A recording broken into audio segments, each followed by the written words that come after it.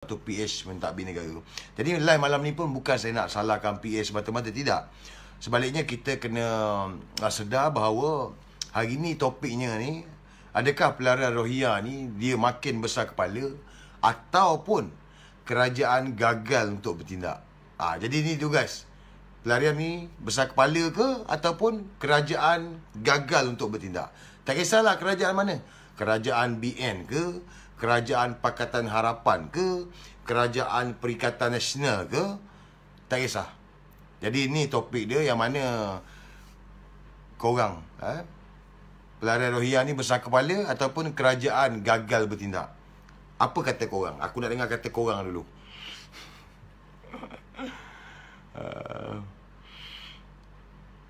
Sepuasa ni dah puasa. Saya mestilah puasa, kan? Ada pula tak puasa pula.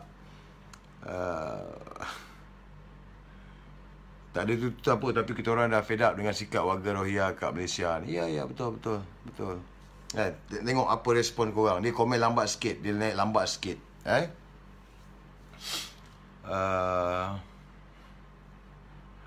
Kerajaan gagal bertindak. Orang negara kita pun ramai tak ada kerja. Betul. Saya tak nafikan ramai orang negara kita tak ada kerja. Mehrom. Dia kata membantu pembangunan ekonomi Malaysia. Abah dia.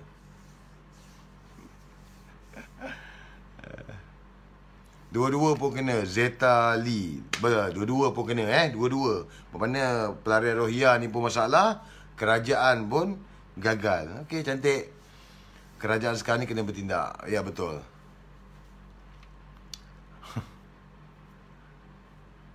Mana komen ni lambat sangat masuk ni.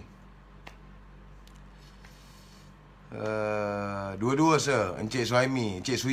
Dua-dua sir. Ya, betul. Saya nak baca komen lagi ni. No Rohingya.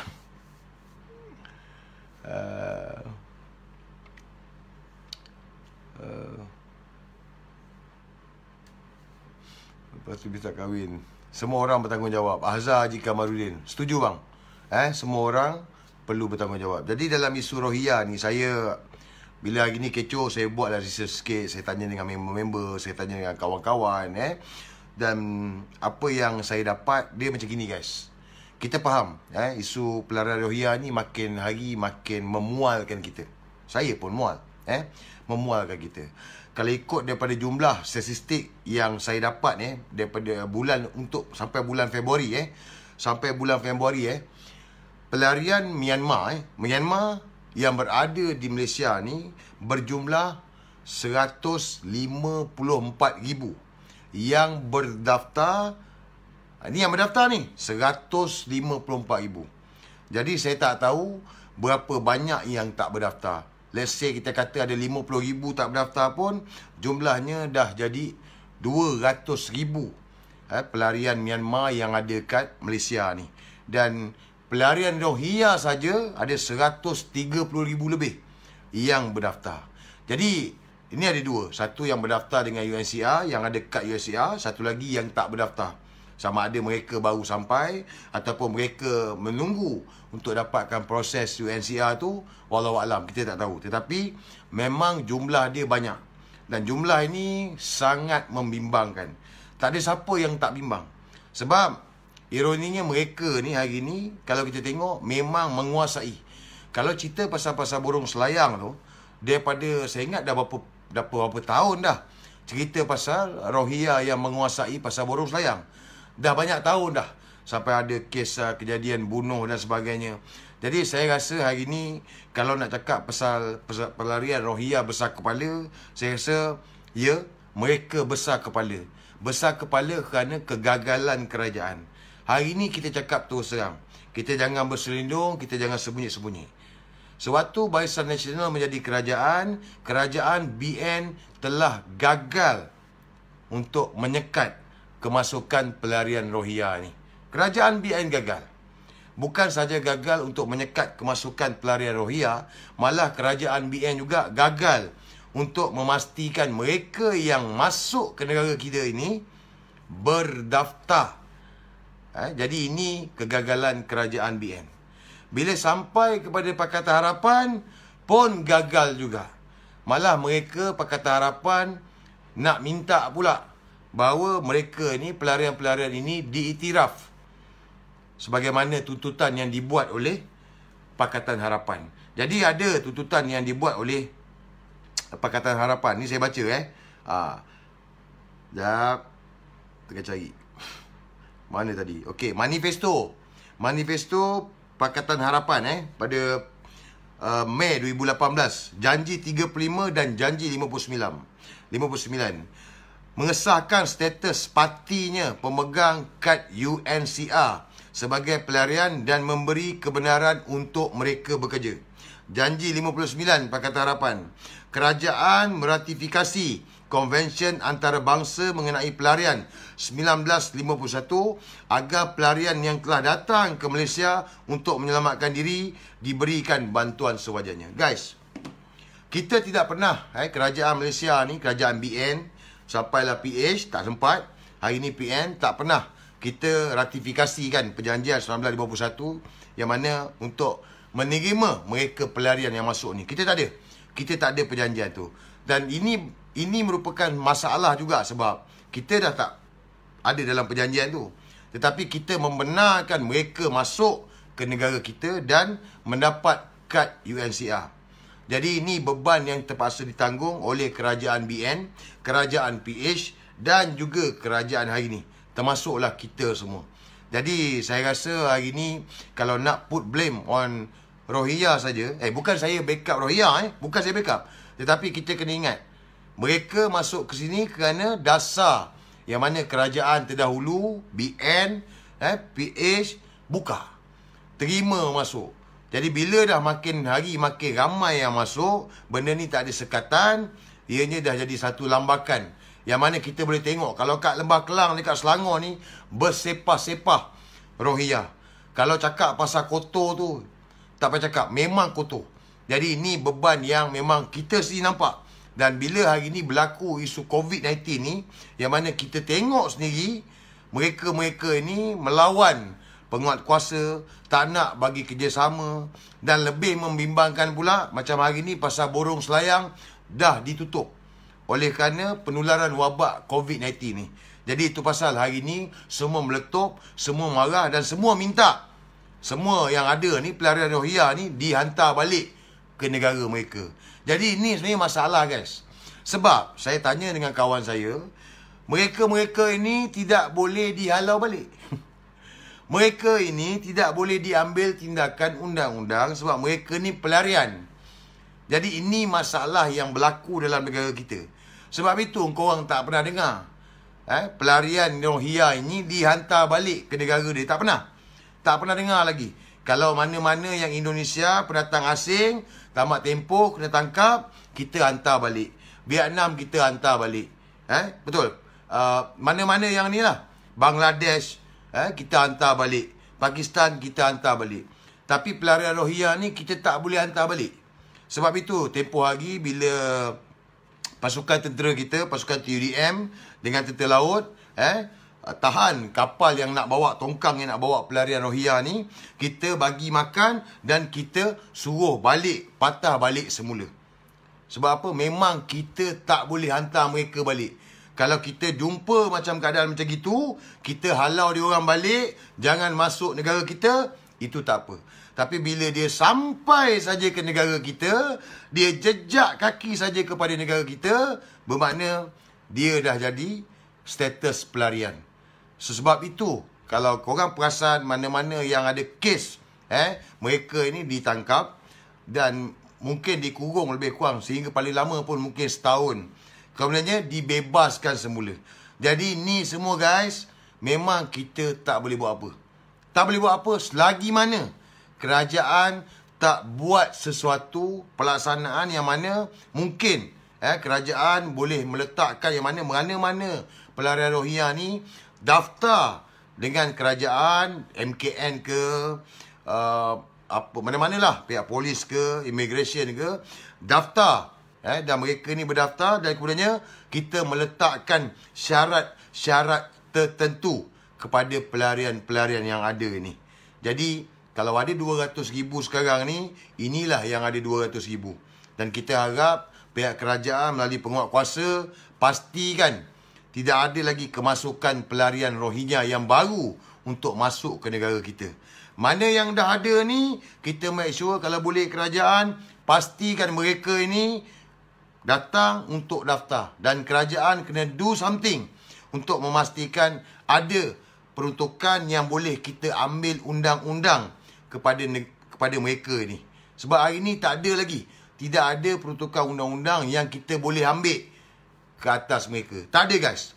Sebab tu semua hari ni bekerja-kerja nak cut pelarian UNHCR. Jadi ni guys, kita kena terima hakikat salah.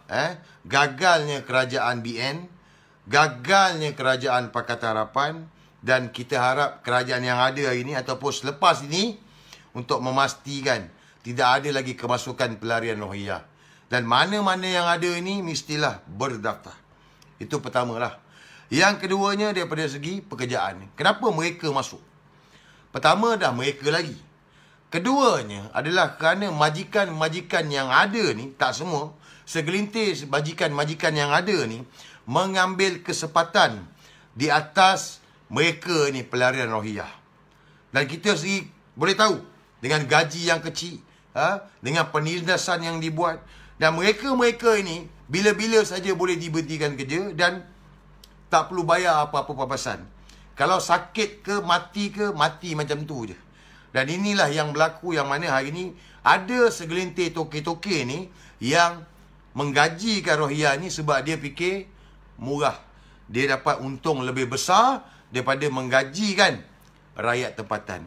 Jadi lambakan ni guys, memang banyak dan aku yakin korang dah nampak.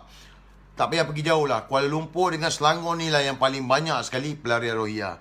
Jadi inilah yang berlaku. Dan tapi yang paling penting aku rasa kita mesti teruskan bahawa tidak menandatangani perjanjian untuk pelarian yang masuk ke negara kita. Kalau kerajaan BN dulu tak sign, kerajaan PH tak sempat sign, kerajaan hari ni dan kerajaan esok jangan sign tentang pelarian ini. Kita hampir-hampir. Sebab kalau tengok kenyataan ada Wan Azizah minta untuk diratifikasikan pelarian ni sebagaimana dalam manifesto tu. Jadi alhamdulillah tak sempat lagi. Bukan kita ni kejam, bukan rakyat Malaysia ni kejam. Bukan kita Islam sama Islam. Ini bukan soal Islam sama Islam. Ya, kita tahu Rohingya ni Islam, kita tahu mereka ditindas di Myanmar, kita tahu mereka ditindas oleh junta Myanmar yang mana memang ada masalah konflik di wilayah mereka tu. Banyak yang lari ke Bangladesh, banyak juga yang masuk ke Thailand, dan tak kurang yang ramai yang masuk ke Malaysia. Kita tak nafikan. Tetapi ini soal kedaulatan negara, dan saya rasa hari ini orang Melayu khususnya, termasuk Bumiputera, Sabah dengan Sarawak, dah semak. Dah semak sebab kita tak nak lagi berlaku seperti mana yang setelah berlaku sebelum ini. Kita tak nak mereka-mereka ini akhirnya ada pula sekolah untuk mereka, boleh gunakan bahasa mereka. Jadi kita tak nak. Kita tak nak pisang yang berbuah 2-3 kali dah. Jadi enough is enough. Saya harap rakyat Malaysia hari ni kita bertenang. Saya dah bagi tahu dah. Kita tak boleh halau balik. Okey? Kena faham ni? Kita tak boleh halau balik. Kerajaan sekarang tak boleh halau mereka balik. Tak boleh. Jadi sekarang ni mesti ada satu law baru, undang-undang baru untuk mereka pelarian ni. Sebab setakat hari ni saya dipahamkan tidak ada undang-undang lagi untuk mereka yang status pelarian ini. Jadi saya harap kerajaan dapat segerakan untuk menguatkuasakan undang-undang bagi pelarian, dan setiap pelarian yang ada dalam negara kita ini mesti berdaftar. Dan kepada mana-mana majikan yang menggajikan warga Rohingya ni, minta untuk buat check up kesihatan. Sebab hari ni kadar COVID dah turun. Kadar dah turun dah. Cuma yang membimbangkan kita adalah mereka warga asing, khususnya pelarian Rohingya ni yang penuh dekat Pasar Borong Selayang ni. Jadi guys, itulah malam ni. Jadi aku buka lah, baca lah 2-3 yang nak luahkan something, aku boleh baca. Mungkin ada benda yang nak betulkan balik apa yang aku cakap, boleh komen dalam ni. Mereka nak hak sama rata. Saya, macam saya cakap tadi, bukan saya backup, tetapi saya dah cari, tidak ada perkataan yang mana mereka minta hak sama rata. Tak ada guys. Tak ada. Yang mereka minta hak untuk kebajikan, bekerja dan juga kesihatan. Yang ini yang saya jumpa.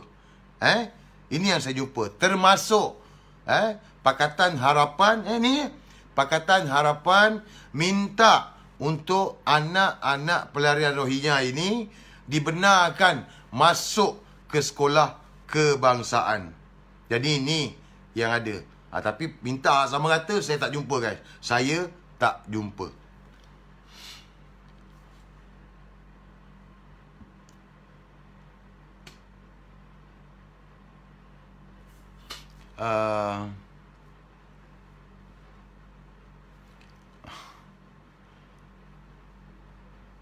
Ya, Akram Muhammad, betul. Rohingya datang ke Malaysia dengan sendiri, seorang tambang untuk 15k ke sini.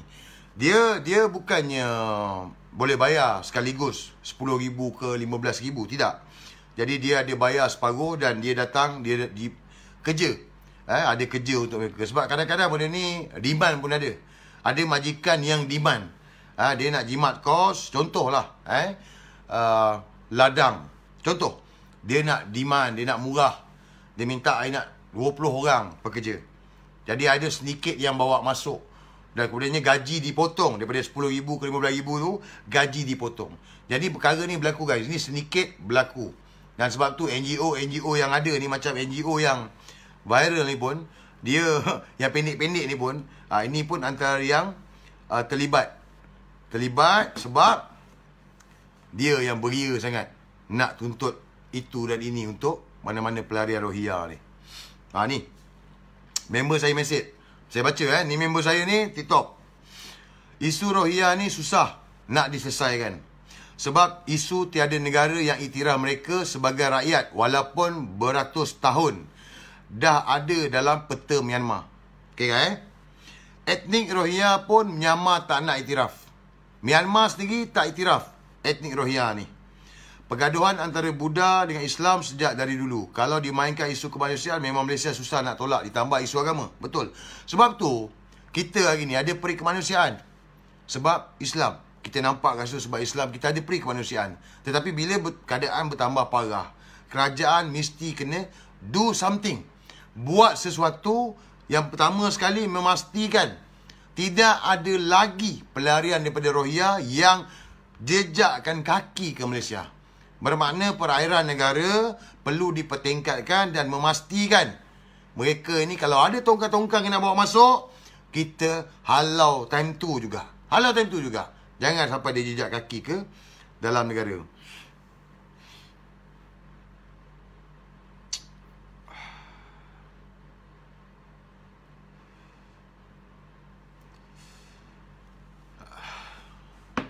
Jadi guys, ni isu Rohingya ni. Jadi saya harap semua bertenang, semua bertenang.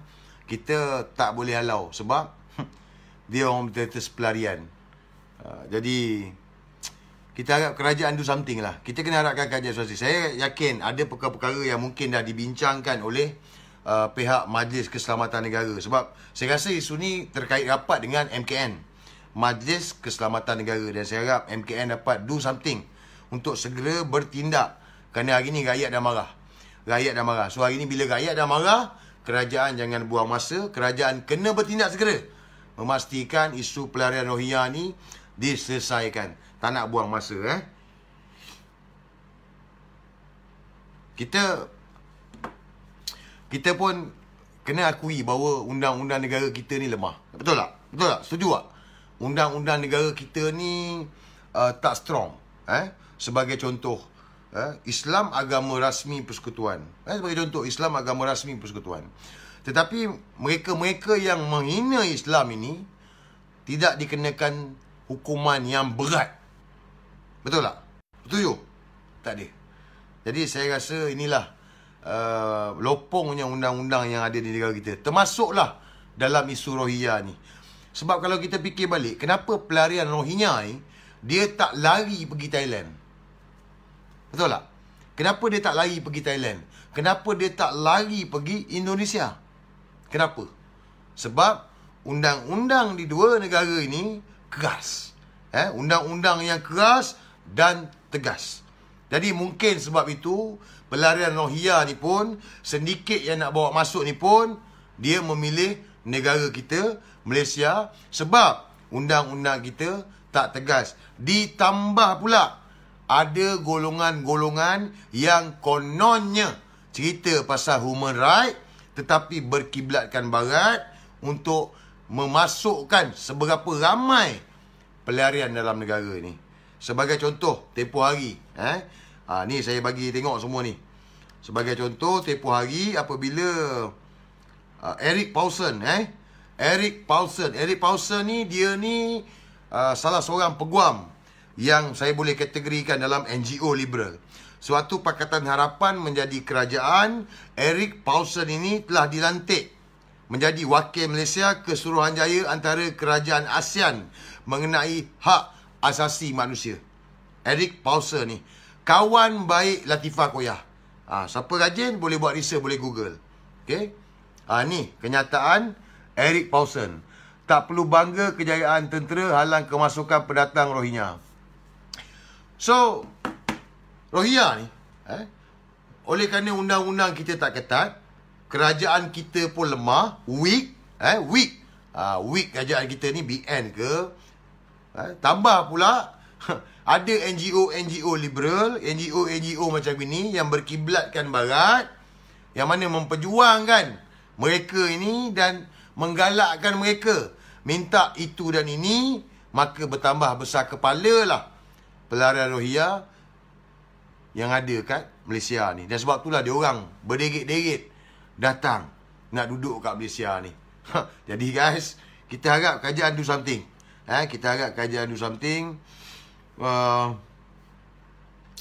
Kalaulah ada lah, kalau kita tengok ada mereka-mereka yang memperjuangkan Rohingya, maknanya Rohingya ni boleh tuntut hak, boleh itu, boleh ni. Dalam COVID ni, kita minta Rohingya ni duduk kat rumah dia. Biar dia bagi makan, biar dia tanggung bagi makan. Betul tak?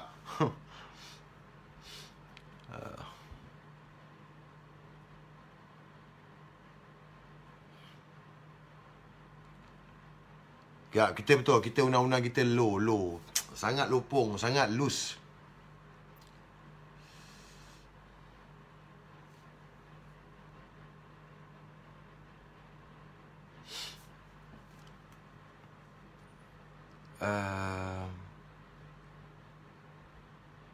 Jangan. Kau tak boleh macam gitu, Muhammad Fazrul Izran.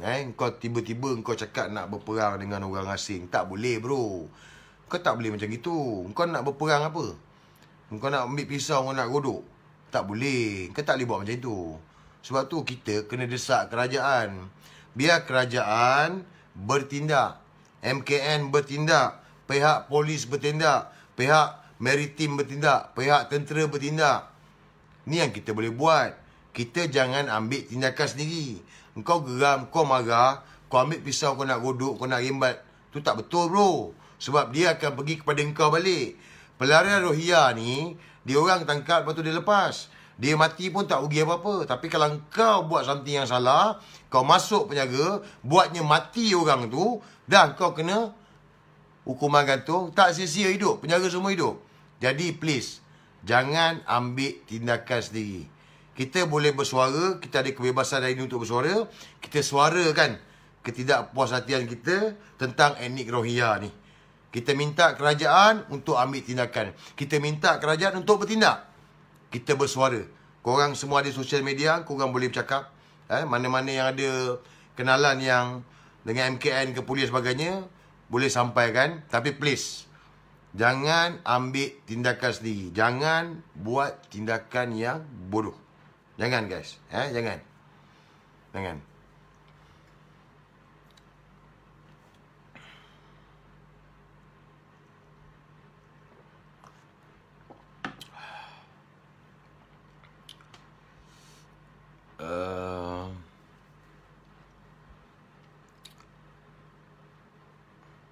Desak saya kasih halau mereka. Dah cakap tadi. Aku dah cakap. Sekarang ni tak boleh halau. Kau tak boleh halau balik. Faham tak?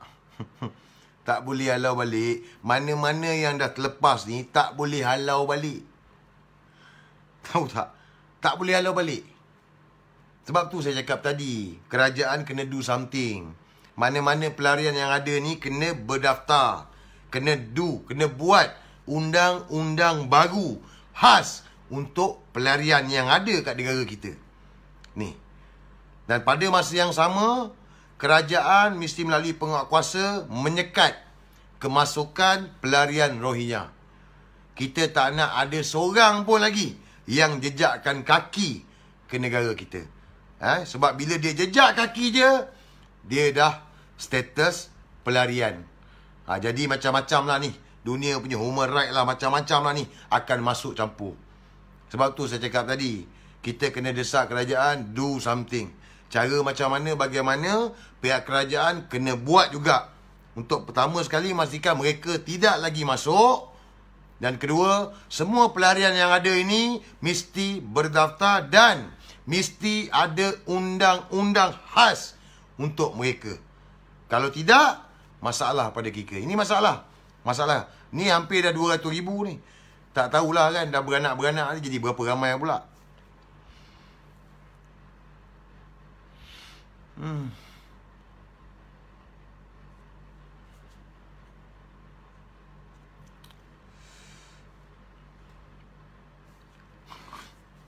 Sediakan kapal, lepaskan kat perairan Laut Cina Selatan. Bro, tu dah kira dia membunuh, bro. Itu dah kira membunuh. Jangan jadi kita ni jadi pembunuh pula. Jangan.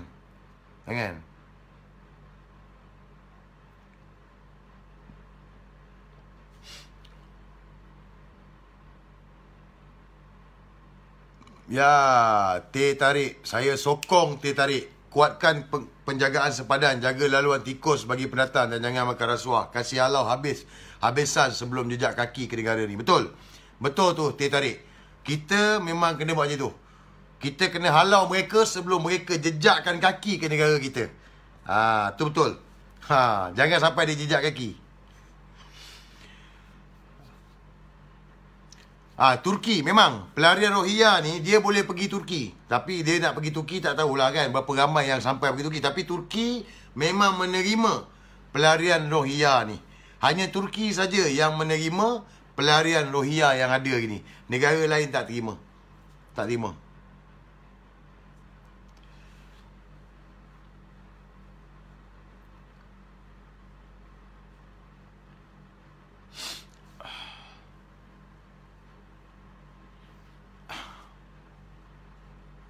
Betul. Kita harap kerajaan dapat ambil tindakan secepatnya. Betul.